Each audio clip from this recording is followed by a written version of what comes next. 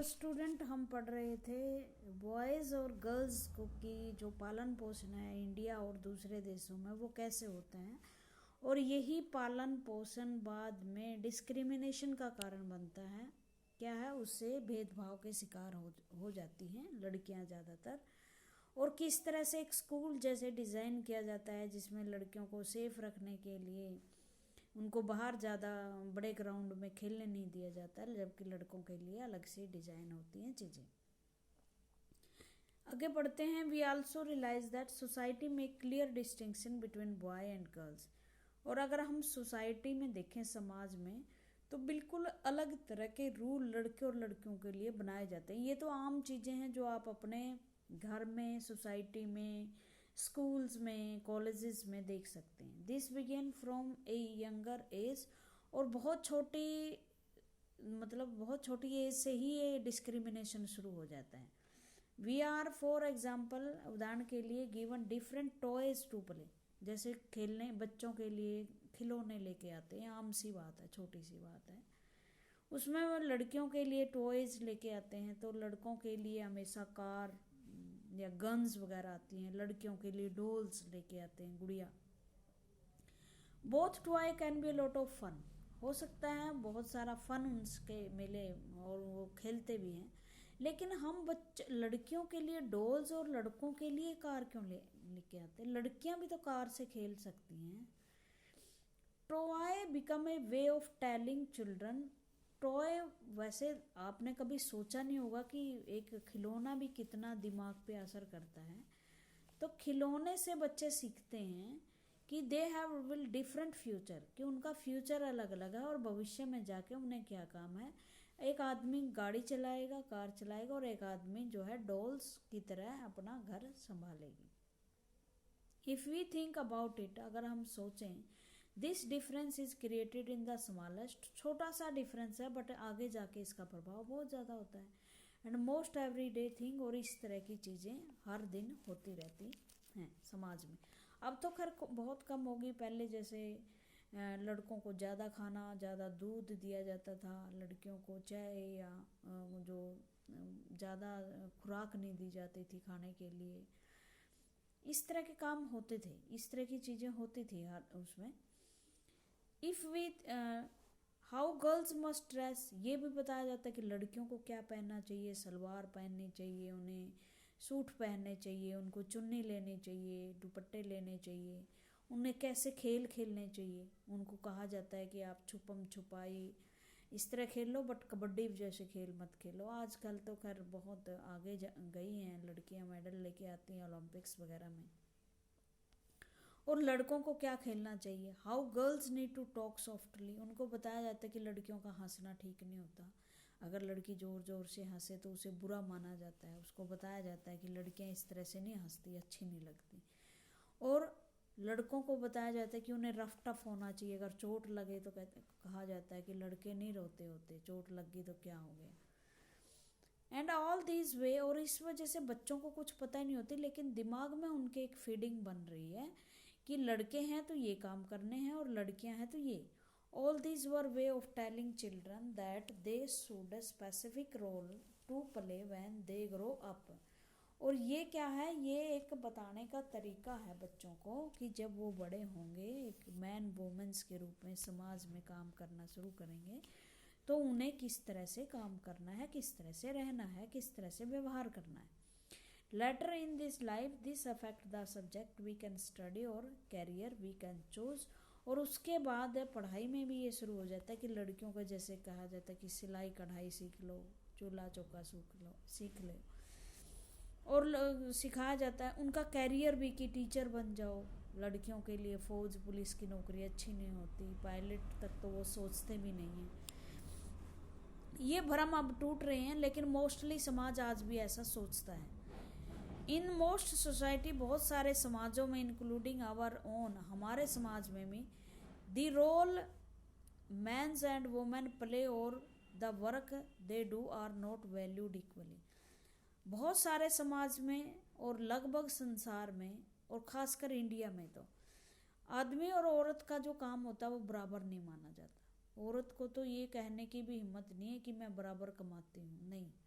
आपको मैन का काम ज़्यादा इम्पोर्टेंट है, वुमेन्स का काम इम्पोर्टेंट नहीं मान जाता। Man and women do not have the same status, इसलिए काम इम्पोर्टेंट नहीं माना जाता तो उनको स्टेटस, उनका दर्जा भी कम रह जाता है। Let us look at how this differences exist in the work done by man and women, क्योंकि जो काम आदमी और औरत के द्वारा किया जाता है उसमें डिफरेंस पैदा हो जाता है। अब ये किसी घर की स्टोरी है कि एक दिन उसकी माँ काम करना बंद कर दे तो कैसा घर में डिस्टरबेंस शुरू हो जाती है। तो उससे पता चलता है कि मनुष्य जो औरत का काम हो वो कितना इम्पोर्टेंट है। माँ, we are going on a school excursions, Rosie ma'am needs volunteer, can't take a holiday from office and volunteer. तो वो कहता है कि मेरे को काम है माँ, रोजी मैम ने वॉलंटियर के रूप में मुझे बुलाया है, क्या आप एक दिन की छुट्टी ले सकते हैं ऑफिस से। Harmeet, mother always come to excursion because she does not work. Harmeet की माँ तो हर रोज़ इस कोई भी प्रोग्राम होता है स्कूल में वो हर रोज़ आ जाती है, बट आप कभी नहीं आते, आप तो अपने, क्योंकि वो उसकी माँ वो है ना हाउस काम करती है बाहर, तो वो ऑफिस से छुट्टी कैसे ले। हरमित की माँ काम नहीं करती होगी। Sonali, how can you say that. Sonali, तुम ऐसा कैसे कह सकते हो। You know that Jaspreet aunty is up at 5 AM every day doing all this house work. कि वो कहती है कि आप ऐसा कैसे कह सकते हैं कि वो भी ये कहती है ना, हरप्रीत की माँ तो आ जाती क्योंकि उसे काम नहीं है, लेकिन वो उसकी माँ समझाती कि तुम ऐसे कैसे कह सकते हो, वो तो 5 बजे उठकर घर के काम करती है ना, क्या घर का काम कोई काम नहीं होता क्या। Yes but that is real work, it is just house world. तो ये थोड़े काम है, ये तो सिर्फ घर के काम है, ये आम लोगों की राय यही होती है। Oh that what you think you do, तुम ऐसा कैसे सोच सकते हो। Let us go over on their work and ask Jaspreet what she think. मतलब जसप्रीत से पूछो कि वह किस तरह से काम करती है। एट द सिंह हाउस में जाती है। Harsharan, Sonali thinks that your wife is not a working person. Harsharan, Sonali को ये लगता है कि आपकी पत्नी घर का काम नहीं करती। But it is not correct aunty, लेकिन ये आंटी ये सही नहीं है। My mother is a house wife, मेरी माँ एक हाउस वाइफ है। सी डज नॉट वर्क, वह काम नहीं करती। वो कहते मतलब हाउस पर जो काम कर रही है लेडी, उसका तो काम ही नहीं माना जाता ना। Then Jaspreet, why don't you just relax and let us them manage everything for a change. वो कहता ठीक है फिर सारे काम तुम अपना आप कर लो ना, माँ तो काम ही नहीं करती। तो है आइडिया कि अपने आप सारे काम कर ले, सुबह से उठ कर जो वो आपके लिए चाय बनाती है, नाश्ता बनाती है, कपड़े धोती है, क्या आप इमेजिन कर सकते हो उसका काम कितना टफ है। Great idea, okay I shall go on strike tomorrow. ठीक है, इनको पता लग जाएगा, कल से मैं स्ट्राइक पे जाती हूँ, मैं काम करते ही नहीं। मैं बता देती हूँ इनको कि मेरी भी कोई इम्पोर्टेंट है। What fun, we will take care of everything tomorrow with papa. पापा के साथ ठीक है, मज़ा आएगा, आप हड़ताल पे चले जाओ, हम पापा के साथ सब कुछ मैनेज कर लेंगे। तो 7:30 बजे उनके घर का क्या माहौल होता है। तो उसके पापा कहते हैं, oh God look at the time, समय देखो, वेयर माई ब्रेकफास्ट, मेरा ब्रेकफास्ट कहाँ है। Why are not the children ready, बच्चे तैयार क्यों हैं। तो वो कहता है कि मुझे नहीं पता, मैं तो हड़ताल पे हूँ। हाउ वुड आई नो, मैं कैसे जानूँ। आई एम ऑन स्ट्राइक, याद है ना मैं तो स्ट्राइक पे हूँ। Beside mega Mangala has also taken leave today, Mangala ने भी छुट्टी ले ली है। मंगला मतलब उनकी नौकरानी है। तो अब क्या है, दिमाग में घंटियाँ बजने लगी कि सारा काम कैसे हुआ। ओ दैट द स्कूल बस आ गई है। I shall have to drop them in the car, school bus तो चली गई, अब मैं इन्हें कार में ड्रॉप करूँगा। जल्दी करो जल्दी। I ask Harpreet to switch on pump को बंद करते हुए उन्होंने कहा, जल्दी जल्दी करो हरप्रीत, आज तुम्हें स्कूल नहीं जाना क्या, मतलब बच्चे लेट हो रहे हैं। But what about the kids lunch box, लेकिन बच्चों का लंच बॉक्स का क्या होगा, लंच बना ही नहीं। नो फॉरगेट अबाउट दैट, भूल जाओ इसके बारे में। बच्चों को भी याद आएगा कि मम्मी तो बिना ब्रेकफास्ट जाने ही नहीं देती। I shall give you some money, मैं तुम उनको मनी दे दूंगा, just buy something from the canteen, canteen से कुछ खा लेना। माँ already give us money for us that, हमें तो माँ ने पैसे दे चुकी है, उसको पता था कि खाना नहीं बनेगा और वो पैसे दे दिए उसने। 6 बजे क्या होता है, आई एक्सवेटेड, मैं थक गया हूँ। Hi how about some tea, चाय कौन देगा मुझे, थोड़ी सी चाय मिल जाती तो। ओ आई फॉरगेट, मैं तो भूल गया, यूर स्ट्राइक, तुम तो आज स्ट्राइक पे हो, मैं खुद ही बना लेता हूँ। तो मतलब घर में अफरा तफरी मची हुई है, मतलब इतने लोग आदी हो जाते हैं हाउस वाइफ पे कि वो पानी का गिलास तक उठा नहीं पाते, चाय नहीं पी पाते अपने आप को। तो हम मतलब एक हाउस वाइफ पे कितने परजीवी हैं उस पर। This house look like it was hit by a hurricane, ये कहते हैं घर का हाल देखो जैसे तूफान आया हो। Did you accept to it to remain the exactly the same condition in which you left in this morning dear, क्या ये उम्मीद करते हो कि वैसा ही घर रहता है जैसे आप सुबह छोड़ के जाते हो, बाद में तो सफाई करते हैं ना, तब वो घर ठीक रहता है। अफरा तफरी मची रहती है घर में बच्चों की, तो तूफान आया ही दिखाई देगा आपको। Harmeet where on other earth are the tea leaves, वो कहता है कि जो टी लीव्स, चाय पत्ती कहाँ है, उसका बॉक्स कहाँ है, तो वो क्यों बताए, क्योंकि वो तो हड़ताल पे है। तो वो देखती है कि किस तरह से सारा कुछ जो मैनेज करती है एक औरत है, वो मैनेज ही नहीं हो पा रहा और एक घर कैसे बिखर जाता है। Did you accept to remain exactly, तो Harmeet where on earth lives, he I wonder if they still believe I don't work and now I have to remind them that चाची are coming for, चाची जी are coming for dinner। तो वो कहता है कि अब पता चला कि ये सोचते थे कि मैं काम नहीं करती और डिनर पे कोई मेहमान आ रहे हैं, तो उनके लिए देखना ये इनके साथ क्या होगा। तो इससे क्या है, हमने जब एक दिन के हड़ताल पे ये लेडी गई तो पता चल गया कि घर में इसके काम की क्या वैल्यू है। तो इसी तरह समाज में जैसे आदमी पैसे लेकर आया तो उसको घर की रोटियां बदलने की जिम्मेदारी तो महिला की है। अब पैसे को खाना थोड़े नहीं डायरेक्टली, उनकी रोटियां भी तो बनानी है, तो ये काम तो हाउस वाइफ ही करती है। Harmeet's family did not think that the work Jaspreet did within the house was real work.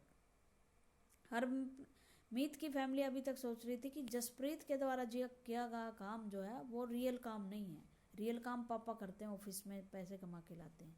This feeling is not unique to their family, अब ये कोई उनकी फैमिली की बात नहीं है, हर घर की कहानी है। मतलब घर में जो औरतें काम कर रही हैं उसके काम की वैल्यू नहीं मानी जाती। Across the world the main responsibility for house work and care giving task like looking after the family, especially children, the elderly and sick members lies with women। तो ये क्या कहते हैं कि जो बूढ़े बच्चों की देखभाल करना है, इस तरह के काम जो वोमेन करती है उनको बहुत ही कम महत्व दिया जाता है। Yet as we have seen the work that women do within the home is not recognized as work।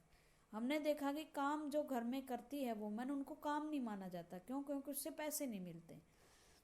It is also assumed that is something that comes naturally to women, it therefore does not have to be paid.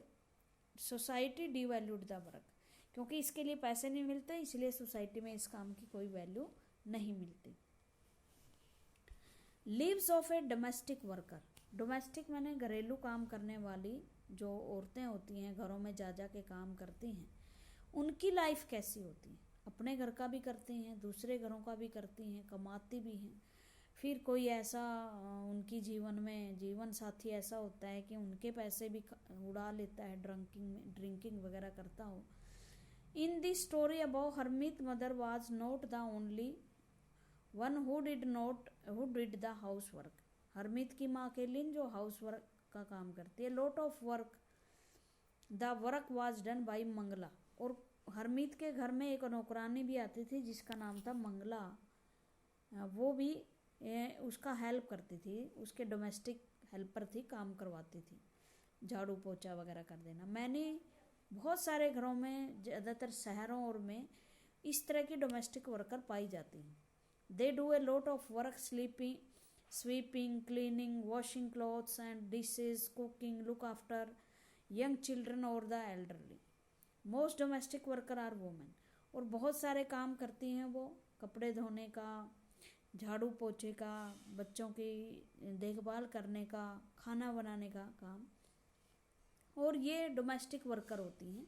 Some time even young boys और girls are employed to do this work. छोटे छोटे बच्चे भी इस काम के लिए higher कर लिए जाते हैं। वैसे तो हमारे देश में बैन है कि छोटे बच्चों को एज ए वर्कर नहीं रखा जा सकता, और उनका काम बड़ा लो होता है, मतलब काम लो नहीं होता, काम पैसे बहुत कम दिए जाते हैं उनके काम के लिए। डोमेस्टिक वर्कर के रूप में जब वो काम करते हैं तो उनकी भी वैल्यू ज़्यादा नहीं होती। भाई झाड़ू पोंछे के लिए क्या है, जो कोई ज़्यादा पे थोड़ी नहीं करेगा कोई, तो उनको कम पे काम किया जाता है। A domestic worker's day can begin as early as 5 in the morning. उसका काम 5 बजे शुरू होता है और लेट तक चलता है, 12-12 काम के बज जाते हैं। उसके बावजूद भी वैल्यू नहीं है और पैसे भी नहीं मिलते ज़्यादा। और जबकि एक ऑफिस में बैठी हुई जो लेडी है या जो भी कर्मचारी है वो 8 घंटे काम करता है और उससे ज़्यादा कमाता है, डिस्पाइट द। और उसका काम भी बहुत बैठे बैठे लिखना होता है, कुछ ऐसे ऑफिशियल काम करने होते हैं, जबकि उनका काम जो है वो बहुत हार्ड वर्किंग वाला होता है। Despite the hard work they do, their employees often do not show. और जब वो काम करती हैं तो जो जिसके घरों में काम करते हैं वो ज़्यादा इज्जत भी नहीं उनकी करते। उनको हमेशा ये लगता है कोई चीज़ उनकी गायब हो जाती है कि सबसे पहले यही इल्ज़ाम लगा दिया जाता है कि चोरी इन्होंने की होगी, तो जिस तरह से उनको ज़्यादा महत्व भी नहीं दिया जाता। इसी तरह जो मंगला है वो भी एक हाउस वर्कर है, वो भी काम करती है। उसकी फैमिली एक 3 स्टोरी हाउस है, उसमें रहती है, मतलब जहाँ वो काम करती है एक रिच फैमिली में, वो 3 मंजिले घर में रहती है। मिलानी इसका नाम है इस लेडी वर्कर का। The memsahib was very strange as she would shout to get any work done. और वो बताती है कि मेम साहब जहाँ वो काम करती है वो बहुत ही गलत है, और जब कोई काम ऐसे वैसे हो जाता है बहुत चिल्लाती है। My work was in kitchen, मेरा काम रसोई में होता। देयर वर 2 अदर गर्ल्स, 2 और लड़कियां हैं जो घर साफ करती हैं। आवर डे वुड बिगेन, हमारा काम 5 बजे शुरू होता है। For breakfast we would get a cup of tea, breakfast में हम 2 सूखी रोटियां और 1 कप चाय का पीते हैं। We could never get a third roti, हमें कभी तीसरी रोटी नहीं मिलती।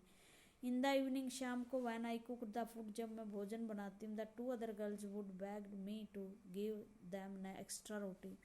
तो वो 2 लड़कियाँ कहती हैं कि थोड़ी एक्स्ट्रा रोटी मुझे दे दो। मैं सीक्रेटली उनको चुपके से एक्स्ट्रा रोटी दे देती हूँ। मैं भी सारा दिन काम करती हूँ भूखी, और भूखे काम करते हैं। We could not wear chappals in the house, हम चप्पल नहीं पहन सकते, अरे भाई इतनी सर्दी होती है। और in this winter our feet would swell up with the cold, हमारे जो पाँव हैं वो सूज गए थे, स्वेलन आ गई थी ठंड के कारण। I used to feel scared of the memsahib but also felt angry and humiliated.